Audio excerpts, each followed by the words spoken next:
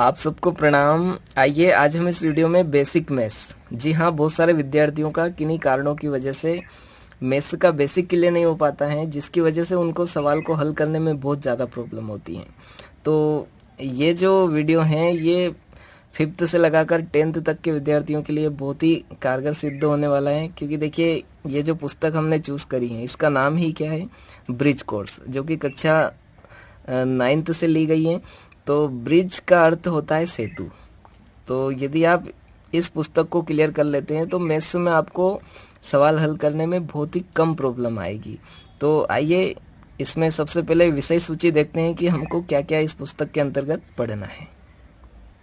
देखिए इसके अंतर्गत हम गिनती और पहाड़े पर एक नज़र डालेंगे, फिर योग यानी जमा पर संक्रिया करेंगे, फिर गठा यानी व्यकलन पर संक्रिया करेंगे, गुणा करना सीखेंगे, भाग करना सीखेंगे, पूर्णांक क्या होते हैं इस विषय में चर्चा करेंगे, भिन्नों को जोड़ना घटाना सीखेंगे, दशमलव संख्या पर यहाँ पर सक्रिया या विचार करेंगे, अनुपात एवं प्रतिशत को हल करना सीखेंगे, ज्यामितीय उपकरणों का परिचय एवं अभ्यास करेंगे, ज्यामितीय आकृतियों का परिचय देखेंगे, ज्यामितीय ठोस का परिचय, परिमाप और क्षेत्रफल और बीजीय व्यंजक को हल करना सीखेंगे। तो देखिए सबसे पहले आपको इसमें गिनती दे रखी है, तो इसका मतलब ये नहीं कि आपको गिनती नहीं आती है ना। तो आपको गिनती तो आती है, लेकिन बहुत सी स्पेलिंग मिस्टेक हो जाती है। जैसे आपको 14 लिखना है या फिर आपको 47 लिखना है, तो ऐसे जो स्पेलिंग में मिस्टेक हो रही है वो नहीं हो। इसके अलावा कई बार हिंदी में भी हम जैसे शब्दों का उच्चारण गलत करते हैं, जैसे इसको हम 39 पढ़ते हैं जबकि वास्तविक में इसको 39 पढ़ते हैं, है ना। तो अंकों में लिखने के साथ शब्दों में भी हमें लिखना है, इसलिए यहाँ पर आपको ये अंकों और शब्दों दोनों में दे रखी है और इंग्लिश में भी दे रखी है। तो यहाँ से आप एक बार इन सबको अच्छे से क्लियर कर लें, ठीक है। अब देखिए पेज नंबर 4 पर इसमें पहाड़े दे रखे हैं, तो पहाड़े आपको आते ही होंगे, कम से कम 10 तक तो आपको आने ही चाहिए, है ना, बीच में से भी आने चाहिए, है ना। बाकी 11 से 20 तक यदि आप करते हैं तो बहुत ही अच्छी बात है। अब देखिए अगला पेज। अब देखिए कार्यपत्र के एक बहुत ही आसान है, मैंने पहले से ही समय बचाने के लिए हल कर लिया है। नीचे लिखी संख्याओं को शब्दों में लिखिए। तो देखिए इसको 57 लिखते हैं, इसको 67, इसको 69, इसको 79 और इसको 87। इसी प्रकार से इधर 89, 76, 39, 37 और इसको 43, ठीक है। अब देखिए दूसरा प्रश्न, संख्याओं को घटते क्रम में लिखना है। घटते क्रम में यानी सबसे पहले आपको सबसे बड़ी संख्या लिखना है। तो ढूंढिए इसमें से। देखिए 97 सबसे बड़ी संख्या है, तो पहले इसको लिखेंगे। फिर ये चिन्ह जो है ये जिस तरफ बड़ी संख्या उस तरफ मुंह खुला रहता है ना, इसको इंग्लिश में ग्रेटर देन, और जिस तरफ छोटी रहे उस तरफ ये मुंह बंद है ना, इसको लेस देन बोलते हैं। तो देखिए पहले 97 आएंगे, फिर उसके बाद आएगा 89 दूसरे नंबर पर, फिर तीसरे नंबर पर आपका आएगा 87 और चौथे नंबर पर आपका आएगा 79 और 5वें नंबर पर आपका आएगा 69, ठीक है। अब इसी प्रकार से यहाँ पर आप देखेंगे सबसे बड़ी, तो आपको दिखेगी सबसे बड़ी ये है 294, फिर पहले नंबर पर, उसके बाद दूसरे नंबर पर 267, फिर तीसरे नंबर पर आप 265 लेंगे, फिर चौथे नंबर पर 263 और 5वें नंबर पर 235, ठीक है।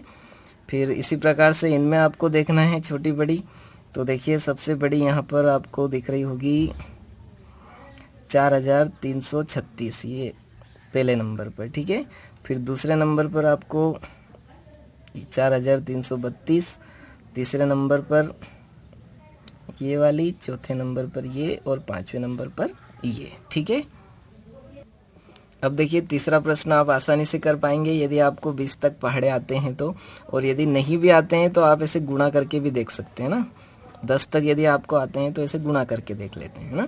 15 सत्ते 105 हो जाएगा, 12 पंजे 60, 13 नमे की 117, 9 सत्ती 63, 11 अट्ठे 88, 14 सत्ते 98, 16 छंग 96, 17 सत्ते 119, 19 तिया 57 और 18 चौक 72। अब देखिए आप पेज नंबर 6 पर जमा जमा यानी कि जोड़ना है ना, या फिर ऐड करना है ना, प्लस करना। तो देखिए बहुत ही सिंपल है, आप सब इसको आसानी से कर पाएंगे, इसलिए मैंने जल्दी जल्दी इनको हल कर दिया है। आप एक बार इनको देख लें ना। इसी प्रकार प्रश्न 3, नीचे लिखी संख्याओं का योग लिखिए। तो देखिए ये भी इजी है, आप आसानी से जोड़ पाओगे। अब देखिए कार्यपत्रक 2 में दिया है, रीटा ने 350 ग्राम बर्फी रेखा को और 225 ग्राम बर्फी रुचि को दी। तो बताइए रीटा ने कुल कितने ग्राम बर्फियां बांटी। तो देखिए रीटा ने पहले रेखा को बर्फी दी तो 350 ग्राम, फिर रीटा ने रुचि को दी 225 ग्राम। तो इनको जोड़ देंगे यदि अपन, तो कुल मिलाकर हो रहा है 575 ग्राम। तो आखिरी में आप लिखिएगा अतः रीटा ने कुल 575 ग्राम बर्फियां बांटी, है ना। देखिए बहुत ही इजी है, इसलिए मैंने इनको पहले से ही हल कर दिया है। फिर देखिए दूसरा प्रश्न, सोनू सुबह लंबी सैर पर गया। वह 140 किलोमीटर साइकिल से और 15 किलोमीटर पैदल चला। तो बताइए सोनू ने कुल कितनी दूरी तय की। तो देखिए सोनू ने पहले साइकिल से जो दूरी तय की वो कितनी है, 140 किलोमीटर। पैदल कितना चला है, 15 किलोमीटर। दोनों को जोड़ देंगे तो कुल दूरी कितनी हो जाएगी, 155 किलोमीटर। तो आखिरी में आप लिखिएगा अतः सोनू द्वारा कुल 155 किलोमीटर की दूरी तय की गई। ठीक है। अब तीसरा और चौथा देखिए। तीसरा प्रश्न, एक दुकान में शर्ट की कीमत 400 और पैंट की कीमत 650 रुपये है। तो बताइए पैंट और शर्ट की कुल कितनी कीमत है। तो देखिए दोनों को जोड़ लेंगे तो आखिरी में आप ऐसा लिख दीजिएगा अतः पैंट और शर्ट की कुल कीमत रुपये 1050 है। ठीक है। फिर चौथा प्रश्न, सूरज ने एक किताब के 265 पन्ने पढ़ लिए, उसकी बहन मीना ने उसी किताब के 150 पन्ने पढ़े। तो बताइए दोनों ने मिलकर उस किताब के कितने पन्ने पढ़े। तो देखिए दोनों का योग करना है, जो कि मैंने यहाँ कर दिया है। आखिरी में आप लिखिएगा अतः दोनों ने मिलकर उस किताब के 415 पन्ने पढ़े। ठीक है। अब देखिए कार्यपत्रक 3 पेज नंबर 8 पर कुछ सरल सरल जोड़ दे रखे हैं, मैं जल्दी जल्दी जोड़ देता हूँ। देखिए 2 और 2 4 हो जाएगा, 0 में 6 गिनेंगे तो 6 आएगा, 6 में जब 2 गिनोगे तो कितने हो जाएंगे, 8। इसी प्रकार से यहाँ 3 और 1 4, 2 और 3 5, 7 और 5 12। ठीक है। फिर 3 और 1 4 हो जाएंगे, 4 और 4 8, 5 और 4 कितने हो जाएंगे, 9। ठीक है। 6 और 3 9, आप भी मेरे साथ जोड़ने का प्रयास कीजिए। 7 और 1 8, 9 और 2 कितने हो जाएंगे, 11। ठीक है।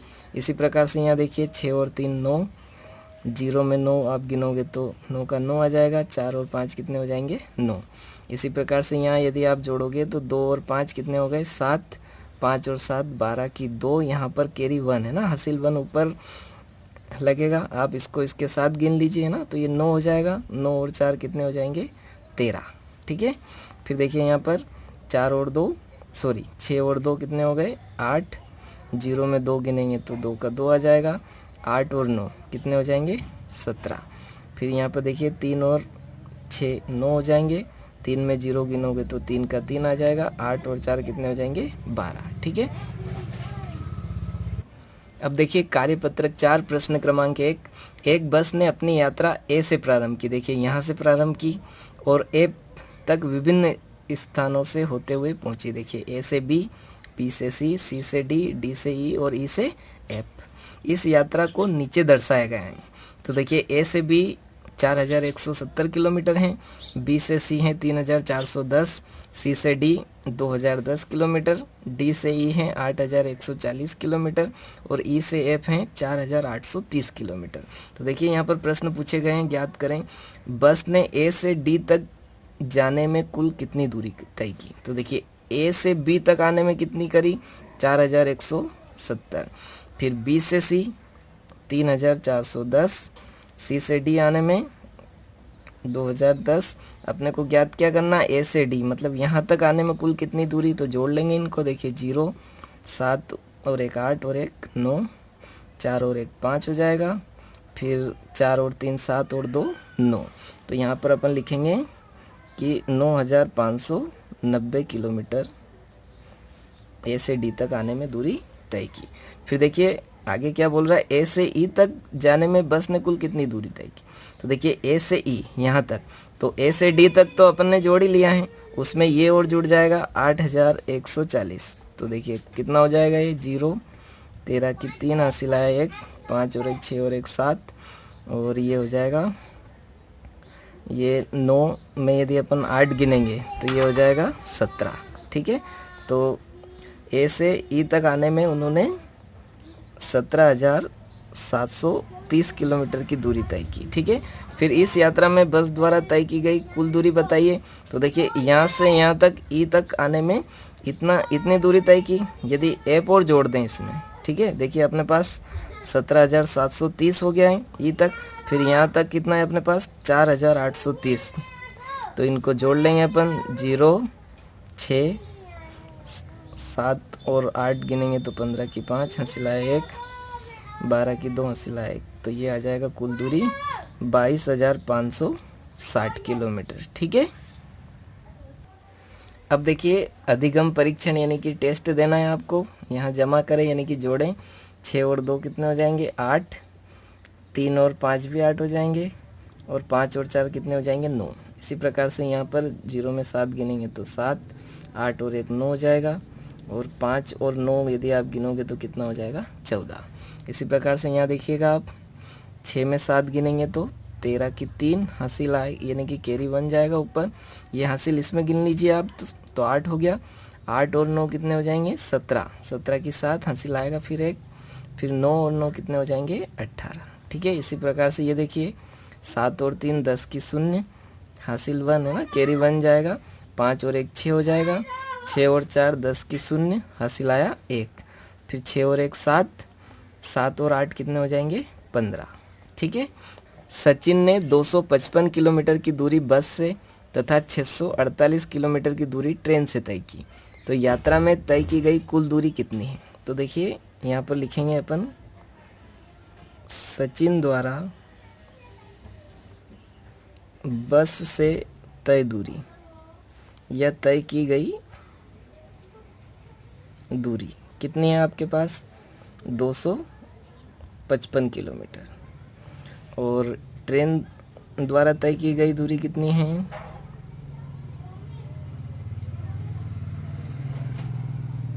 की गई दूरी बराबर कितनी है अपने पास 648। तो कुल दूरी बताना, इसलिए इनको जोड़ देते हैं, 8 और 5 13 की 3, हासिल आ जाएगा 1, 5 और 1 6 और 4 10 की 0, हासिल आएगा 1, ये 3 और 6 कितने हो जाएंगे 9। तो अतः आपको क्या बताना है, यात्रा में तय की गई कुल दूरी कितनी है। तो अतः यात्रा में तय की गई कुल दूरी 903 किलोमीटर है। ठीक है, ये यहाँ पर किलोमीटर लगाना मत भूलिएगा आप। अब देखिए तीसरा प्रश्न, नीलिमा ने रुपये 2,325 की साड़ी एवं 1,340 रुपये की साल खरीदी, तो बताइए नीलिमा ने कितने रुपए का सामान खरीदा। तो देखिए साड़ी का मूल्य कितना है, साड़ी का मूल्य बराबर 2,325 रुपये है ना, ये रुपए का चिन्ह लगा दीजिए आप। फिर साल खरीदी, तो साल का मूल्य कितना है,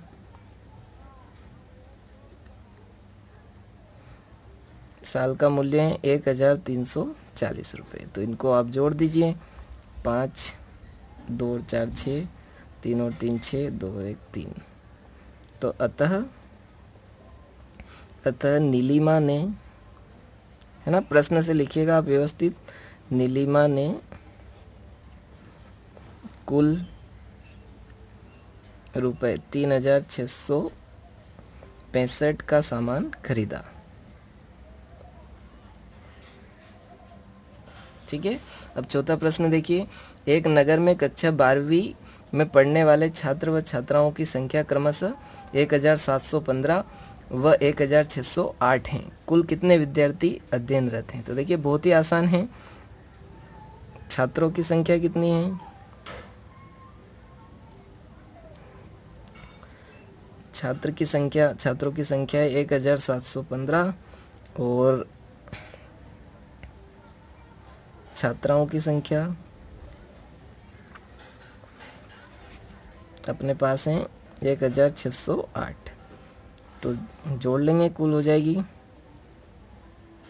ये 2 हो जाएगा 7 और 6 13 की 3 हासिल है 1। तो आखिरी में आप लिखिएगा अतः कुल विद्यार्थी